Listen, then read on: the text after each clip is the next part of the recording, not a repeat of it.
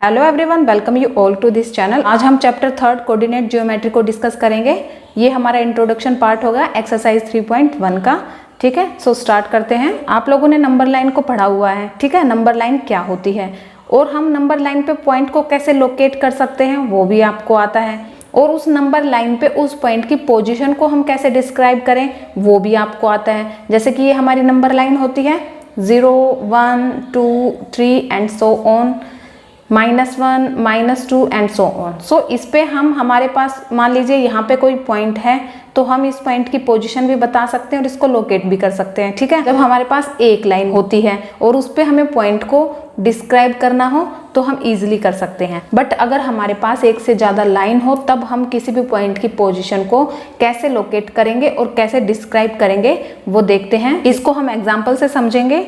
देखिए हमारे पास ये रनिंग रोड है। ठीक है, वेस्ट टू ईस्ट डायरेक्शन में जाता है। यहाँ पे कुछ स्ट्रीट गिवन है हमें। ठीक है, ये 1 स्ट्रीट है, ये 2 है, 3 है, 4, 5, 6, 7, 8 और हर स्ट्रीट में हमारे पास हाउस नंबर मार्क्ड किए हुए हैं। ठीक है, देखिए हाउस नंबर 1 है, ये हाउस नंबर 2, 3, 4, 5 ऐसे हर स्ट्रीट में हमें गिवन है। ठीक है, अगर हमें अपने फ्रेंड का हाउस फाइंड करना हो, ठीक है, मान लीजिए आपको अपने फ्रेंड का हाउस फाइंड करना है और अगर आपको एक इंफॉर्मेशन गिवन है जैसे कि वो स्ट्रीट नंबर 2 में रहता है, ठीक है, और आपको अपने फ्रेंड के घर पे जाना है तो आप कैसे जाओगे? देखिए आप पहले क्या पता करोगे? आप पता करोगे कि कौन सी स्ट्रीट नंबर 2 है। ठीक है, आपको पता चल जाएगा ये स्ट्रीट नंबर 2 है, बट यहाँ पे जाके आपको ये नहीं पता है एग्जैक्ट कि इन 5 घरों में से कौन सा आपके फ्रेंड का घर है, क्योंकि आपको हाउस नंबर नहीं पता है आपके फ्रेंड का। ठीक है, ओनली स्ट्रीट नंबर पता है, यानी कि आपके पास सिर्फ और सिर्फ एक इंफॉर्मेशन गिवन है और एक इंफॉर्मेशन से क्या आप यहाँ पे इजीली पहुंच सकते हो? नो। बट अगर हमारे पास हाउस नंबर भी हो, अगर आपके फ्रेंड ने आपको बता दिया कि वो स्ट्रीट नंबर 2 में रहता है और उसका हाउस नंबर क्या है? 5 है, तो आप उसके घर को इजीली ढूंढ पाओगे। देखिए आप पहले कौन सी इंफॉर्मेशन लोगे? देखिए पहले आप पता करोगे स्ट्रीट नंबर 2 कौन सी है। ठीक है, आपको जब स्ट्रीट नंबर 2 पता चल जाएगी तो आप यहाँ पे इनमें से देखोगे कि हाउस नंबर 5 कौन सा है। ठीक है, तो आपको इजीली पता चल जाएगा ये हाउस नंबर 5 है, दैट मीन्स ये आपका फ्रेंड का घर है। ठीक है, सिमिलरली ये देखिए आप कि ये जो P है हमारे पास, ये क्या शो कर रहा है? इसकी लोकेशन क्या है? अगर हमें इसकी लोकेशन बतानी है तो इसकी लोकेशन हम कैसे बताएंगे कि ये जो स्ट्रीट नंबर है कौन सा है? 7। ठीक है, पहले आप बताएंगे स्ट्रीट नंबर 7, देन आप बताएंगे हाउस नंबर क्या है इसका?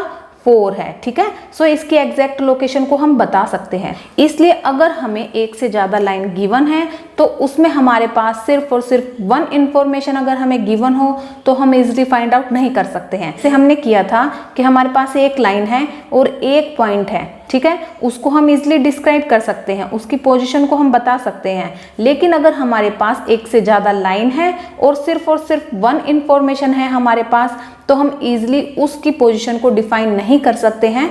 इसलिए हमें उसकी पोजीशन को डिफाइन करने के लिए कितनी इंफॉर्मेशन चाहिए है? हमें 2 पीसेज ऑफ इंफॉर्मेशन चाहिए है। ठीक है, अगर हमारे पास 2 इंफॉर्मेशन है, जैसे कि इसमें देखिए हमारे पास 2 इंफॉर्मेशन थी, street number 2 and house number 5, तो हम इजीली उसकी पोजीशन को बता सकते हैं। ठीक है, अगर ऐसे ही आपसे किसी भी पॉइंट की पोजीशन को अगर पूछ ले तो आप इजीली बता सकते हो, या फिर अगर आपके पास 2 इंफॉर्मेशन हो तो आप इजीली उस पॉइंट तक पहुंच सकते हो, उसकी पोजीशन तक पहुंच सकते हो। ठीक है, हम एक और एग्जांपल से इसको समझते हैं। इसके लिए हम एक शीट लेते हैं पेपर की। ठीक है, और इस पे हमने एक डॉट लगा दिया है यहाँ पे। ठीक है, ये हमने डॉट लगा दिया और हमसे पूछा जाए कि इस पेपर पे इस डॉट की जो पोजीशन है क्या वो आप बता सकते हो? तो आप उसको कैसे बता सकते हो? कि आप बताओगे कि ये जो डॉट है ये कहाँ पे है? Upper half of the paper, paper के अपर हाफ पे है, या फिर लेफ्ट एज। एजेस क्या होते हैं? ये होते हैं, ये क्या है? किनारे जो होते हैं उनको हम क्या बोलते हैं? एजेस। यानी कि ये क्या है? एजेस। इट मीन्स हम बोल देंगे कि ये लेफ्ट एजेस के नियर है। ठीक है, लेकिन ये जो हम बता रहे हैं ये इसकी एग्जैक्ट पोजीशन को डिफाइन नहीं करता है, उसकी एग्जैक्ट पोजीशन को नहीं बता रहा है कि ये पॉइंट कौन सी पोजीशन पे है। जैसे आपने बताया है कि ये अपर हाफ पे है पेपर के, अपर हाफ तो यहाँ भी हो सकता है, यहाँ भी हो सकता है, कहीं भी हो सकता है। लेफ्ट एज के नियर है तो वो तो यहाँ भी हो सकता है, यहाँ भी हो सकता है, कहीं भी हो सकता है। तो इस डॉट की तो हमें एग्जैक्ट पोजीशन नहीं पता चली ना इस इंफॉर्मेशन से ठीक है। तो हमें इसकी एग्जैक्ट इन्फॉर्मेशन बताने के लिए क्या करना होगा, उसके लिए आप क्या करोगे, आप यहाँ से इसको मेजर करोगे डॉट को, ठीक है। मेजर करके मान लीजिए ये आ गया आपका 5 सेंटीमीटर, तो आप क्या बताओगे, डॉट है वो 5 सेंटीमीटर दूर है किससे, left edges of the paper, paper के लेफ्ट एजेस से 5 सेंटीमीटर दूर है ये डॉट, ठीक है। अब ये देखिए आपने सिर्फ यहाँ पे एक इंफॉर्मेशन दी है कि वो कितनी दूर है, 5 सेंटीमीटर दूर है लेफ्ट एजेस से। क्या ये इंफॉर्मेशन हमारे लिए काफ़ी होगी कि हमने उसकी एग्जैक्ट पोजीशन बता दी? बिल्कुल नहीं, ये इंफॉर्मेशन काफ़ी नहीं है, क्योंकि सिर्फ और सिर्फ ये हमारे पास एक इंफॉर्मेशन है और इस एक इंफॉर्मेशन से आप क्या अंदाजा लगा सकते हो कि ये 5 सेंटीमीटर यहाँ से भी दूर हो सकता है, ठीक है, यहाँ पे भी हो सकता है ये डॉट, ठीक है। बट अगर हमारे पास ये डिस्टेंस भी निकल के आ जाए कितना है, तो हम उसकी क्या बता सकते हैं, एग्जैक्ट लोकेशन बता सकते हैं पॉइंट की। तो आप इसके डिस्टेंस को भी मेजर करोगे, ठीक है। मान लीजिए ये डिस्टेंस आपने मेजर किया है, ये कितना आ गया है, 9 सेंटीमीटर। अब इन दो इंफॉर्मेशन से आप इस डॉट की जो है एग्जैक्ट लोकेशन को बता सकते हो। तो आप इसकी पोजीशन को कैसे डिस्क्राइब करोगे कि ये जो है लेफ्ट एज से 5 सेंटीमीटर अवे है और बॉटम से कितना डिस्टेंस है इसका, 9 सेंटीमीटर, ठीक है। इट मीन्स अगर हमारे पास दो पीसेज ऑफ इंफॉर्मेशन है तो हम किसी भी पॉइंट की एग्जैक्ट पोजीशन को बता सकते हैं, ठीक है। अब नेक्स्ट हम एक्टिविटी देखते हैं सीटिंग प्लान से रिलेटेड, ठीक है। क्या करोगे, आप अपनी क्लासरूम का सीटिंग प्लान को ड्रॉ करोगे, ठीक है। एक शीट लीजिए उस पे, ठीक है, उस पे आप कैसे ड्रॉ करोगे, देखिए जो है डेस्क को किससे रिप्रेजेंट करोगे, स्क्वायर से, ठीक है। ये आपके क्या है, डेस्क है, डेस्क से रिप्रेजेंट कीजिए आप। और हर डेस्क पे जो जो बच्चा स्टूडेंट बैठता है उसका आप नाम को राइट कीजिए, ठीक है। कितनी रोज है और कितनी कॉलम होती है आपके उसमें, ठीक है, आप उनको यहाँ पे डिस्क्राइब करेंगे। ये क्या है, कॉलम है, और ये क्या है, रोज है आपकी, ठीक है। आप उसको ऐसे करके बनाओगे। आप किसी भी स्टूडेंट की जो है इंफॉर्मेशन को गैदर कर सकते हो, सिर्फ और सिर्फ आपको क्या चाहिए है, 2 इंडिपेंडेंट इंफॉर्मेशन चाहिए है, ठीक है। अगर आपके पास 2 इंडिपेंडेंट इंफॉर्मेशन है तो आप किसी भी स्टूडेंट की पोजीशन को बता सकते हो कि वो कहाँ पे एग्जैक्ट कहाँ पे बैठा है, ठीक है।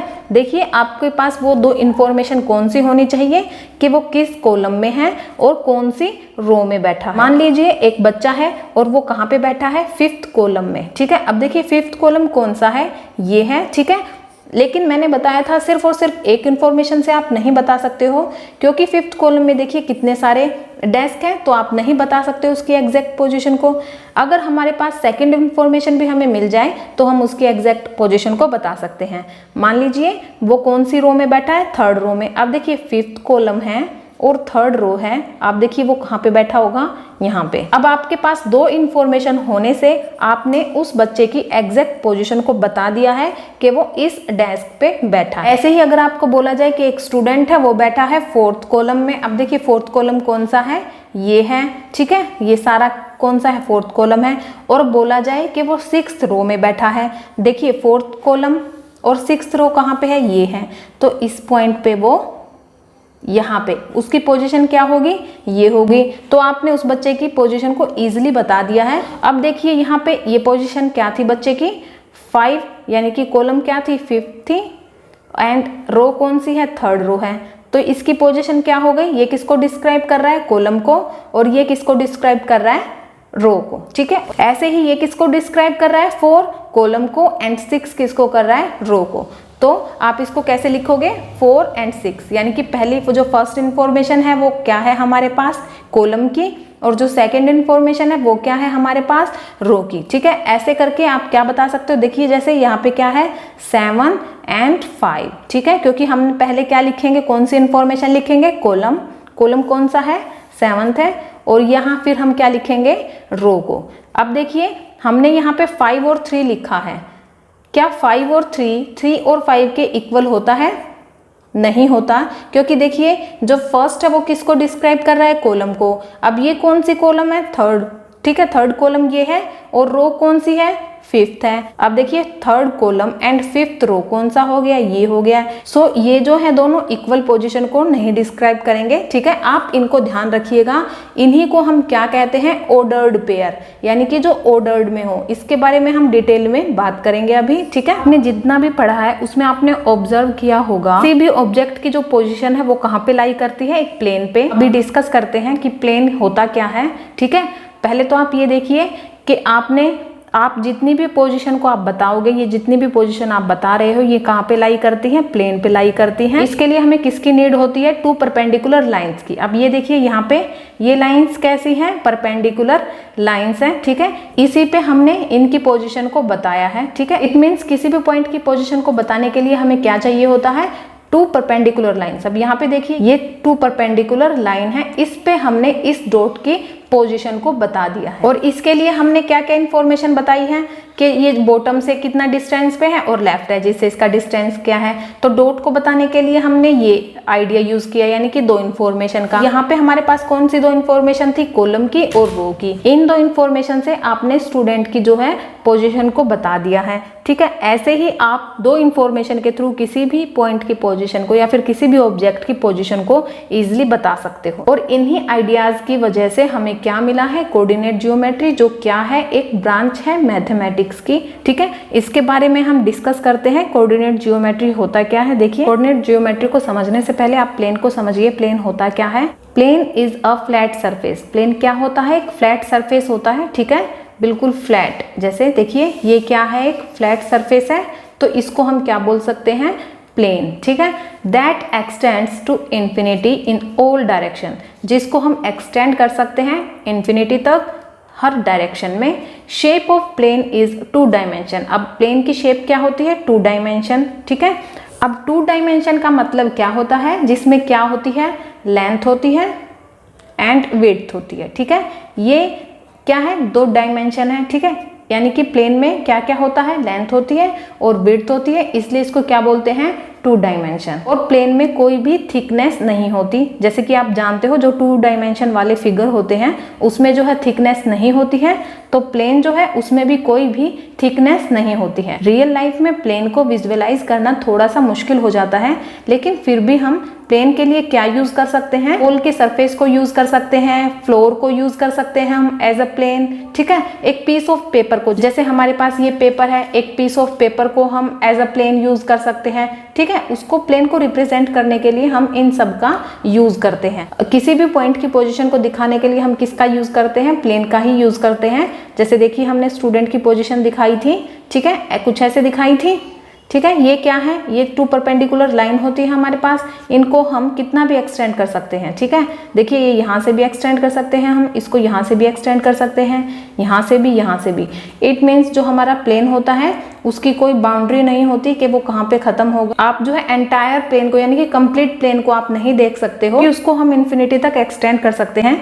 देखिए अप और डाउन, लेफ्ट राइट ना भी एक्सटेंड कर सकते हैं। एंड करने के लिए लाइंस को हम क्या यूज करते हैं, एरो का यूज करते हैं, ठीक है। ये कोऑर्डिनेट ज्योमेट्री होती क्या है, कोऑर्डिनेट जो ज्योमेट्री है वो ब्रांच है किसकी, ज्योमेट्री की, जो हमारा मैथमेटिक्स है उसकी एक ब्रांच है कोऑर्डिनेट ज्योमेट्री। कोऑर्डिनेट ज्योमेट्री में क्या होता है, where the position of point on the plane.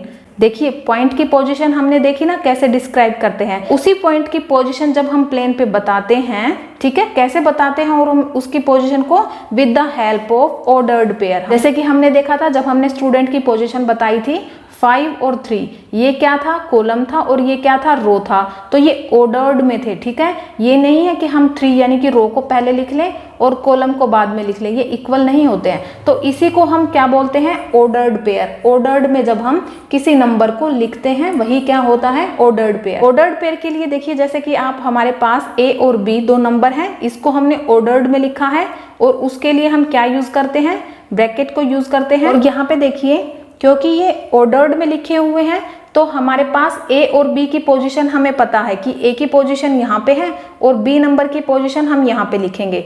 इसका मतलब कि जो बी की पोजीशन अगर पहले आ जाए और ए की बाद में, तो ये इक्वल नहीं होते हैं, क्योंकि ए की पोजीशन यहाँ पे है और यहाँ पे बी की फर्स्ट पोजीशन है। इट मीन्स ये दोनों इक्वल नहीं होंगे, क्योंकि ये नंबर हमारे ऑर्डर्ड में होते हैं इसलिए। लेकिन अगर हमारे पास अनऑर्डर्ड पेयर में होता है, जैसे ए और बी, कैसे नंबर है हमारे पास अनऑर्डर्ड पेयर में गिवन है, मीन्स अनऑर्डर्ड पेयर में हम बोल सकते हैं कि A B is equal to B A. ठीक है, अनऑर्डर्ड पेयर में ये इक्वल होंगे, बट ऑर्डर्ड पेयर में पोजीशन सेम रहती है क्योंकि वो ऑर्डर्ड में लिखे गए हैं। ठीक है, तो किसी भी पॉइंट की पोजीशन को प्लेन पे बताना कैसे, ऑर्डर्ड पेयर में, उसी को हम क्या बोलते हैं, कोऑर्डिनेट। जितने भी हमने एग्जांपल पढ़े हैं अभी, वो सारे के सारे किसके एग्जांपल हैं, कोऑर्डिनेट जियोमेट्री के। ठीक है, सो कोऑर्डिनेट जियोमेट्री क्या होती है, किसी भी पॉइंट की पोजीशन को प्लेन पे दिखाना, कैसे, ऑर्डर्ड पेयर में, उसी को हम क्या कहते हैं, कोऑर्डिनेट। आई होप आपको कोऑर्डिनेट जियोमेट्री का कंसेप्ट एकदम अच्छे से क्लियर हो गया हो। कल हम एक्सरसाइज 3.1 को डिस्कस करेंगे। ठीक है।